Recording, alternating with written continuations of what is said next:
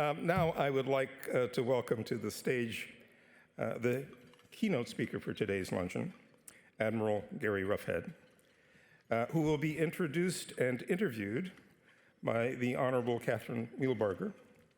Ms. Wheelbarger served as counsel to Vice President Dick Cheney, as Deputy Staff Director and Senior Counsel on the House Select Committee on Intelligence, and as Policy Director and Counsel to the Senate Armed Services Committee. So she has this somewhat checkered background in dealing with issues of intelligence and security.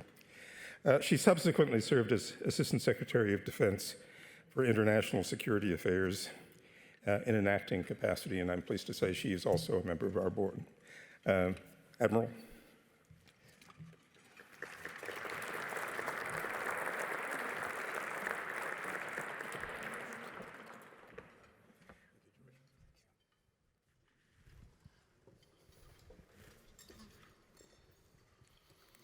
Good afternoon. Thank you, everybody, for being here today for this important event that I think is part and parcel of what USIP does for this country.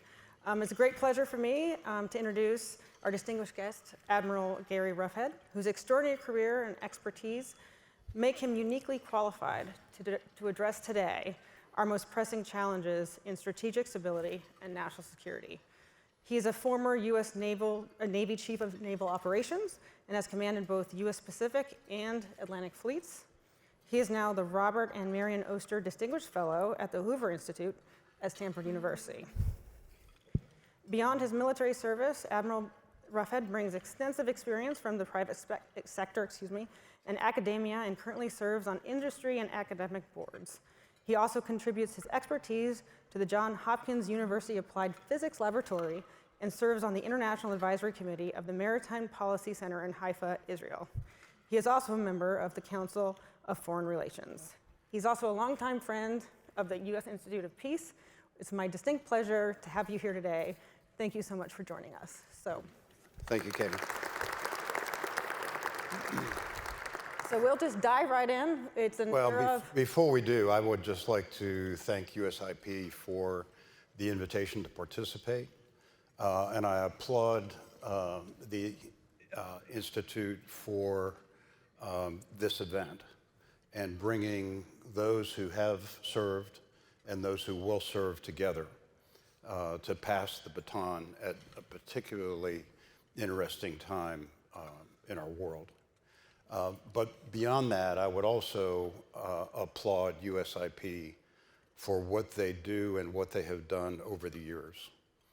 One thing that's not in my biography is I did not grow up in the United States. I grew up in countries to which I can't return.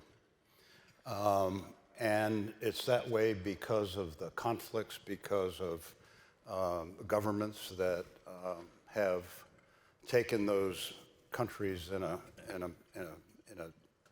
different and bad direction. And what USIP does is, one, to try to resolve those conflicts, and the other is to keep that from happening. So Ambassador, and all of the people at USIP, thank you for what you do. It's incredibly important. It will become more important in the future as we move into a very, very different world. Thank you. And as we look at that geopolitical landscape and an era of increasing complexity, and the topic du jour being strategic stability, let's reflecting on that concept, particularly given your background as CNO, and with the shifting tides of the environment.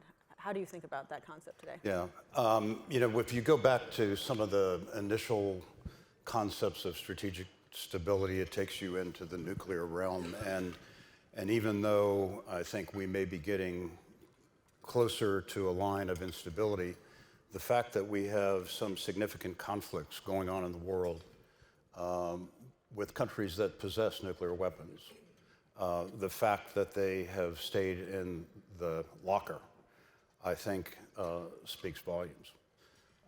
But times are changing. And I think that on the nuclear side, particularly as we move forward, and we should move forward quickly, on the recapitalization of our deterrent, I think that the stability will be there.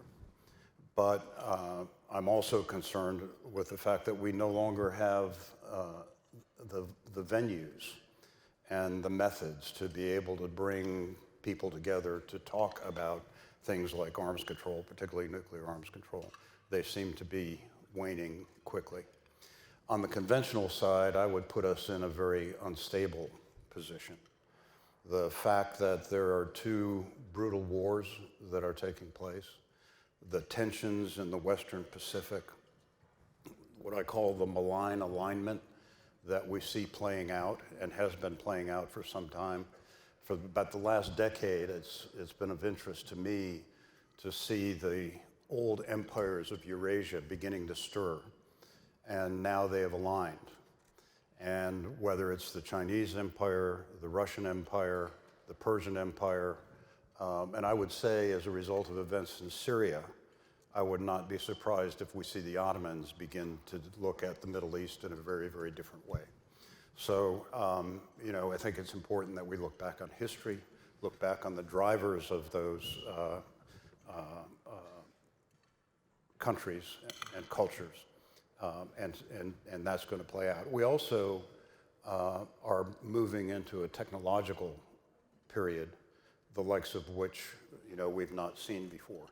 I mean, you can go back in history and people talk about how technology has always been changing. In fact, one of my favorite quotes is from one of my predecessors as CNO, who in 1923 said, "Going to sea used to be fun, and then they gave us radios." So technology is not new. But I think the other thing that we have in play, and this is also an area where USIP, I think, is really going to earn their stripes. There's no question in my mind that the planet is changing.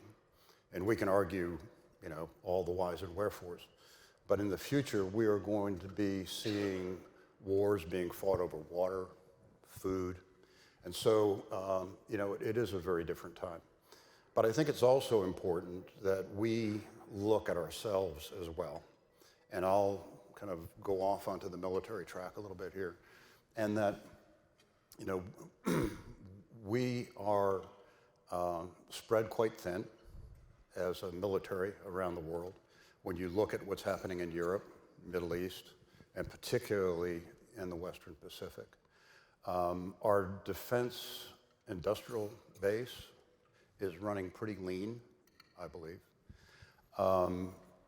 One area that you would expect is of great interest to me is the maritime space, where China has really, in an extraordinary way, come on as a maritime power, not necessarily a global naval power, but truly a maritime power.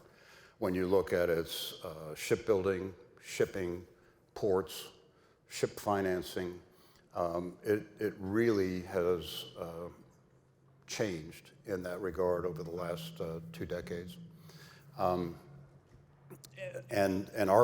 concern is I think we're facing a real crisis in our maritime workforce. And many people, when you've seen it in the press about shipyard workforces that are being challenged. But the thing that we don't pay enough of attention to, and I give great credit to soon to be Secretary Rubio, National Security Advisor Waltz, and Senator Kelly for really putting a spotlight on American civilian mariners.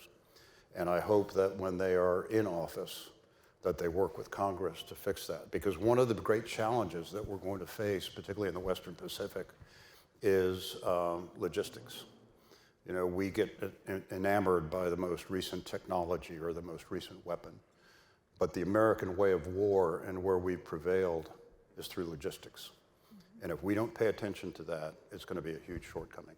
Sorry for rambling, Kate. No, it's perfect. You touched on the challenges of the military tool, both in terms of the complexity of the global environment and needing to do a lot of things in a lot of places, but also, you know, we are always in a resource-constrained environment.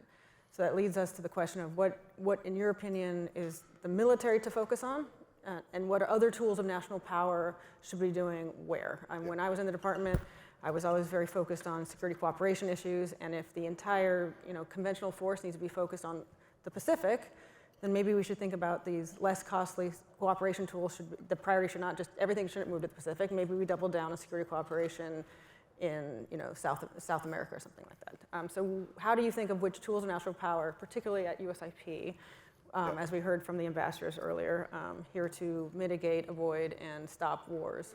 What tools should be used where? Well, I think and it's the catchphrase of every administration. We have to rebuild our military, but I really do think that we have to really focus on the defense industrial base, and it is important that we don't lose sight of the fact that all of the old stuff is still going to be useful.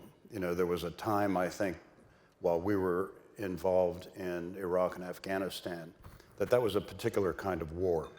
And the next big one, that the effects would be heard as clicks on a keyboard and not the concussion of cannons. And just ask the people in Ukraine if that's the way the war is playing out. And as I look at the Pacific, truly there's going to be new technology, but we really need to look at getting the industrial base reset. There has to be predictability in defense appropriations. For the last, probably since these events began, every study, every review has talked about the insidious effects of continuing resolutions. Nothing has changed. So, that's one thing. But the other is also, how do we bring in the new technology? And this is where I think we have a bit of a deficiency. We tend to become enamored with the technology. And what I've observed with China, whether it's in the commercial sector and their Belt and Road Initiative or in the defense space, they focus on the application. The technology may not be as good as ours, but they get the app out there. And once it's out there, then the learning curve begins.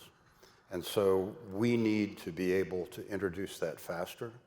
We need to be able to engage in exploratory technologies and fund those in a way that allow companies to make mistakes and to reset.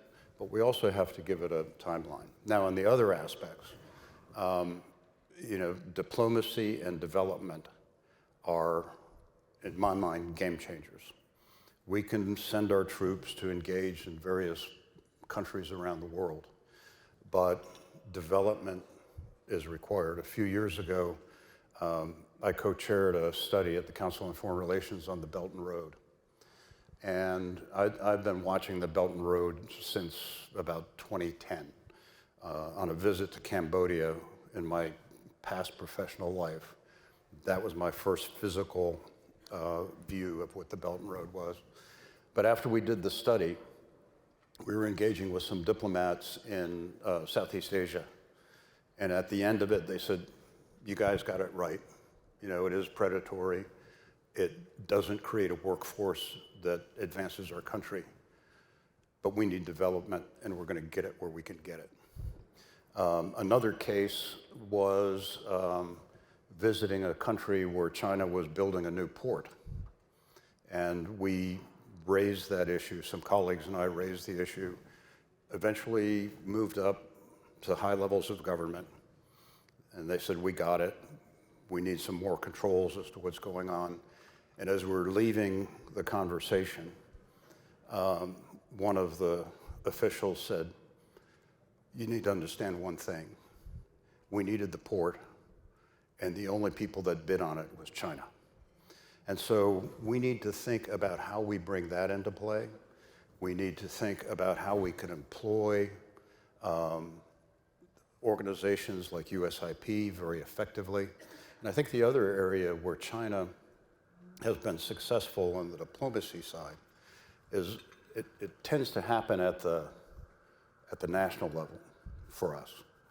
But China is at the national level, they're at the regional level, and they're at the municipal level. And they're bringing that technology, the old Belt and Road of the brick and mortar. It's now going to be digital, it's going to be health, it's going to be energy, and they're going to be working all levels. And if we don't, working with business, working with other institutions other than the government, we're going to be at a disadvantage. So diplomacy and development are absolutely key. One of the key technologies, is looking at the new technology-infused military, for example, and needing to more rapidly adopt technologies that we hear a lot about, is artificial intelligence, and how that's going to change a lot of how we do business and how we do military operations. What are your thoughts on both how we should be better equipped to adopt those technologies, like what do we need to do better to allow that to happen in the department, but also how do we deploy those technologies better? Yeah. You know, if you go into the Department of Defense, I would say you go into any department in the government today, and you're going to find a new innovation office. And we have a lot of these entities that are springing up to do innovation. And that's more overhead, but what is the output of all of those? And so what we really need to be able to do is, how do we take the benefits of AI, whether it's in a commercial space or in the military, and get it out there? And this is where it sounds like I'm using the China model. We have to move to the apps faster. We can't simply worship the technology. We have to get it out there.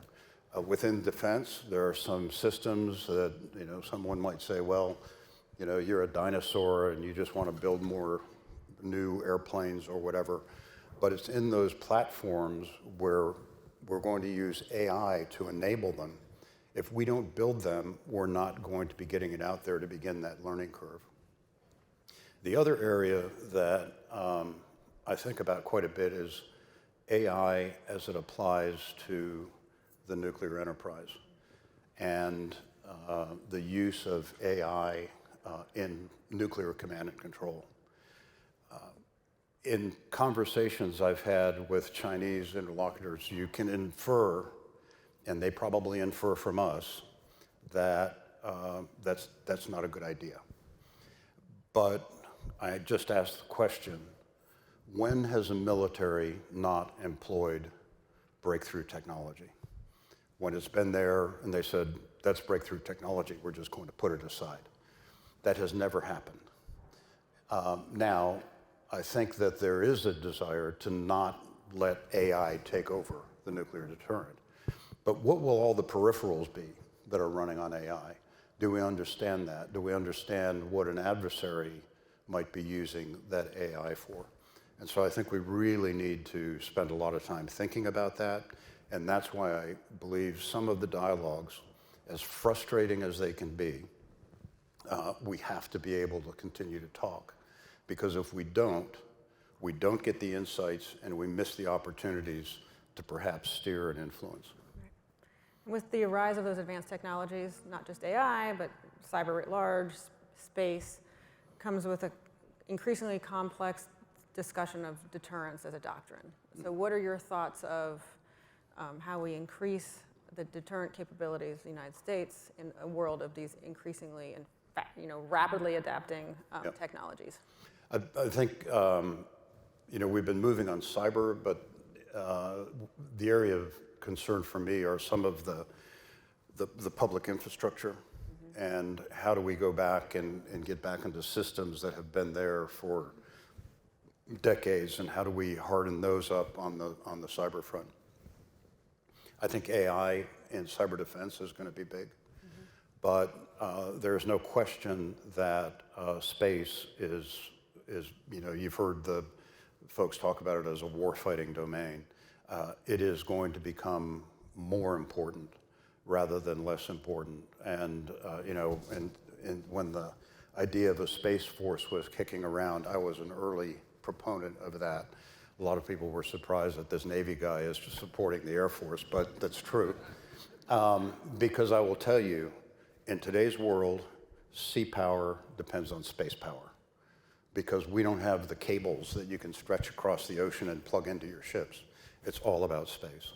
And so the work that we're doing there to harden provide countermeasures, provide counters. This is hard stuff, but I think we have to move there.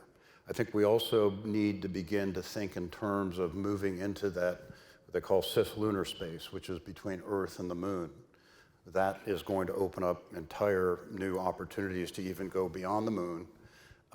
And this is where I think it's so important that we fall back on our strengths.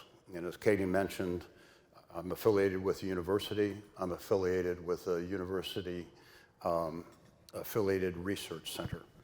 And the work that comes out of those institutions doesn't happen anywhere else in the world. The one with which I'm affiliated, if you just think back on Christmas Eve, the Parker Solar Probe doing science closer to the sun than any object has ever flown before. The same organization did planetary defense and did the DART experiment that deflected a meteor. Also flew a spacecraft farther from the Earth than ever before. That requires engineering, it requires science, it requires a unique intellectual capability that in the United States, we have the crown jewels. And there's been a lot of talk about, how universities might be changing over time. We better do no harm, because that's the secret sauce for us. You couple that with the ability to get this technology applied more quickly, and no one's going to be able to beat us. So it's intellectual capability, it's creating the environment and the mechanisms to allow some of this exploratory science to take place. And as efficient as we want to be, fixed price contracts are probably not the way to move into the future. You're going to fail. Things won't go well. You need to build some prototypes and then get the build going so that you can get a learning curve. And that's going to be a big change. And to beat the drum again, maybe this time it'll be different. You don't do that with CRs, continuing resolutions. John's going to fix that. I'm kidding. I'm sorry? I said John's going to fix that, our congressional expert. So last question from me, and then I'll open up to the audience. I think we have a few minutes designated for questions from you. Sort of shifting a little bit from the technology to just pure policy questions. So we have an incoming team. What would be your advice to them on policy priorities, policy implementation, but also how you think about, they should think about partners and allies going forward in this complex world? Yeah. Well, I'm an unabashed proponent of alliances. I can tell you that whether I was a fleet commander or the head of the Navy, I could not have done the things that we did around the world without our allies. It's as simple as that. I think it's particularly critical in the Asia Pacific. The distances are long. We don't have that established NATO infrastructure that we have in Europe. For the record, I'm not advocating for an Asian NATO, but the fact of the matter is we have to really think about our allies in Asia, particularly Japan, Australia, Southeast Asia. It's so very important. And one of the things that I think is missed, we in the Navy we call it forward deploying ships that are permanently assigned in places, for example, in Japan. And I call that the mega ball.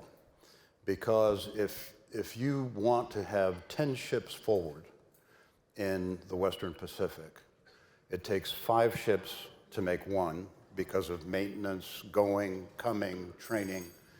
So if I didn't have that ability to have assets forward, instead of the 10 ships that are there, I'd have to have 50 in order to have the 10. It's simple math. And our association and relationships that we have with allies allow us to do it. There's also a lot of great technology that comes out of it. And the allies can help us do things that we can't. And so for an incoming team, alliances are important. I think we're also in a time, as we recommended, Paul and I were on the same Defense Commission 2 administrations ago. We are really into a two-front environment because of these stirring empires. And as hard as it will be, I do think we need to have a force that's capable of two wars. We no longer have that luxury because of the way this maligned alignment has taken place. It's not going to be one here, one there. It will be coordinated. And particularly in the Western Pacific, if anything were to happen in Taiwan, you can bet that North Korea and Russia are going to cause problems to the north of Japan, and that becomes a two-front problem for Japan. So we really need to think about that. We need to move the innovation more quickly. We need to provide predictability. And we also need to make sure that we're investing in the human capital and creating the opportunities to build for the future and to encourage young people that that's something they can do, that's something they want to do, and that they'll be fulfilled in doing that. And that's not just for the uniform types. One of the things that I've always thought is we should afford young men and women in the State Department and our civilians within the Department of Defense the same type of developmental opportunities that we give our uniformed officers. Postgraduate schools and service colleges. We really need to show them that we care and that we're willing to invest in their futures. Thank you. All right, we have a few minutes for audience questions. Yes, Nancy.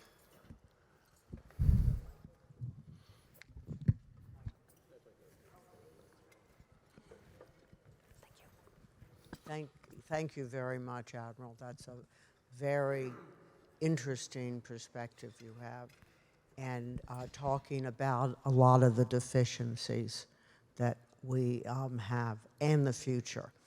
If you could give any advice to the incoming administration over the steps in the first 6 months or even a year, what would that be?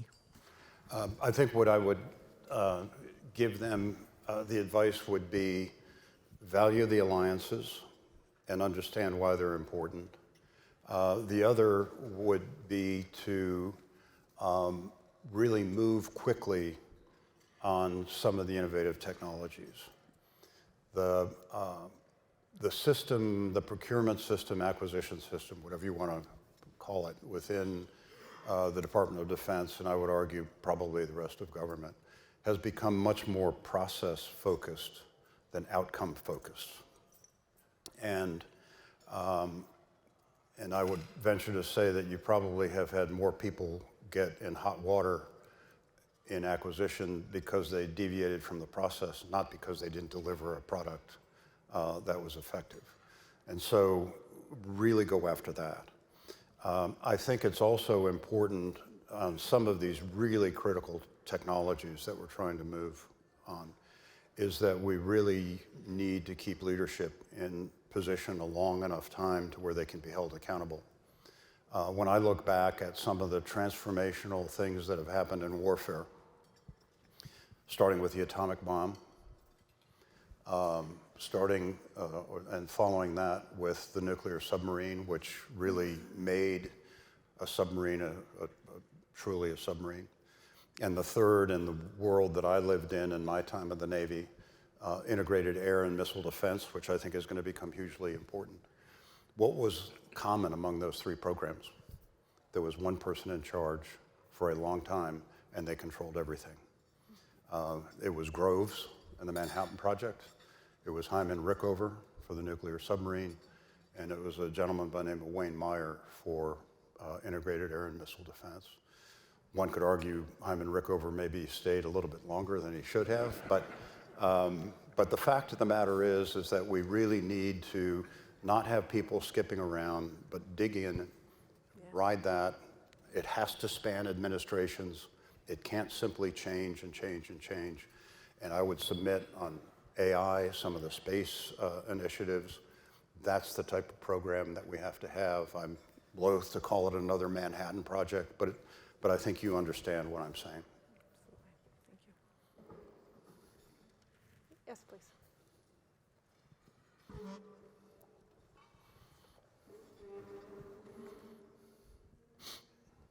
Thank you, Admiral, for your remarks. They're thoughtful. My name is Kemba Walden. I am the president of Paladin Global Institute, which is linked to a venture capital firm looking at policy and mission as it aligns its capital with U.S. and allied mission. So my question is, what you've described to me and what I've experienced, that this is an all-hands situation. How do you think, what do you think the role of private capital could be in terms of investing, innovation, maybe countering what we've seen China and Russia and others do in countries that are close to us in providing services and innovation? Yeah. What's the role for private capital? I mean, I think that there are some applications of technology that private capital may be able to be used to bridge what they call the valley of death. And if you can adjust the approach and the attitude within the acquisition system, private capital may be that bridging function. Because, you know, I've met with some companies recently where there have been investments, but because there isn't a predictive runway, it's going to die. And so is that a function? And you understand the business far better than I, but I think partnering with government in a way that can bridge some of this new technology into the future, I think would be important. Yes, please.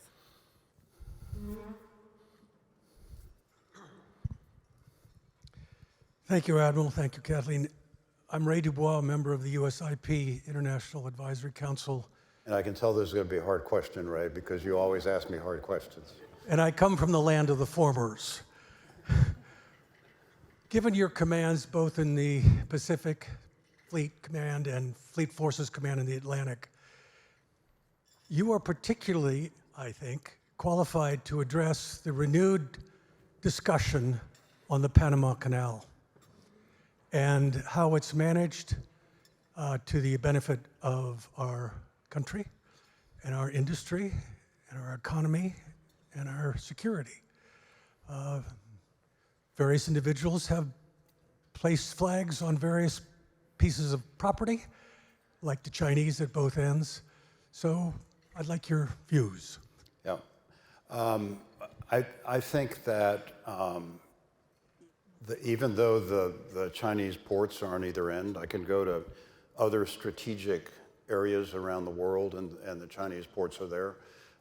That's our bad, because I think as they were building out, we should have been looking at it from a strategic standpoint. And when you look at the map, it's really a pretty thoughtful laydown of where these ports are. That said, you know, I do not see that those ports are going to constrain us as we try to move things back and forth if there were to be a conflict. I think that would be a manageable problem. I touched on it earlier. One of the biggest issues that the Panama Canal faced in the past year had nothing to do with who was controlling the ports. It had everything to do with how much water there was. And so, you know, it's easy to get wrapped up on the potential controls on either end, but there are other issues as well. But right now, that is not high on my list. You know, what has really disrupted global commerce, or has changed global commerce, and made it a bit more expensive, is the Houthi proxies in Yemen. They have completely changed the flows into the Red Sea, deprived Egypt of a significant amount of revenue, and I think it's safe to assume that the amount of money that Iran gives the Houthis is about the same as it costs to run a big think tank in Washington, D.C. And so that's a little bit more disruptive than who has the port on the either end, and we need to think a little bit more about that. All right, I think we have time for one more question. Yes, please.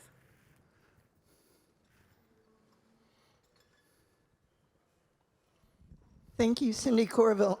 Thank you for your presentation. 2 questions. One in terms of the African continent and Africa Command. What do we do to enhance its capability and our engagement with the African states? The second one is on the intelligence, because I also have an intelligence background.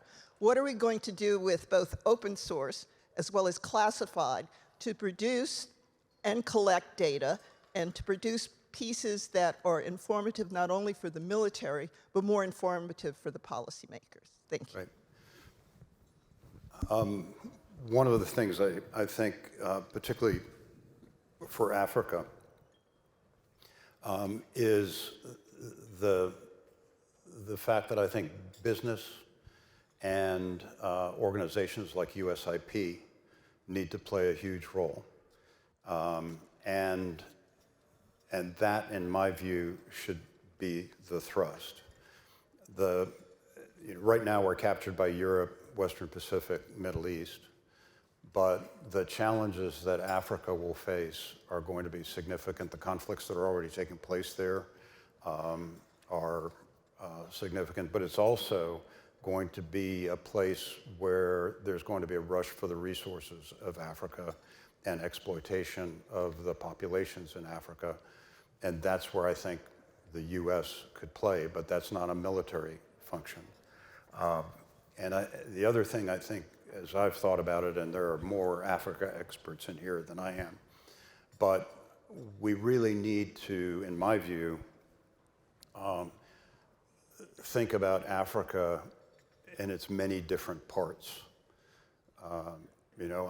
As a kid, I lived in North Africa. That's very different than Sub-Saharan Africa.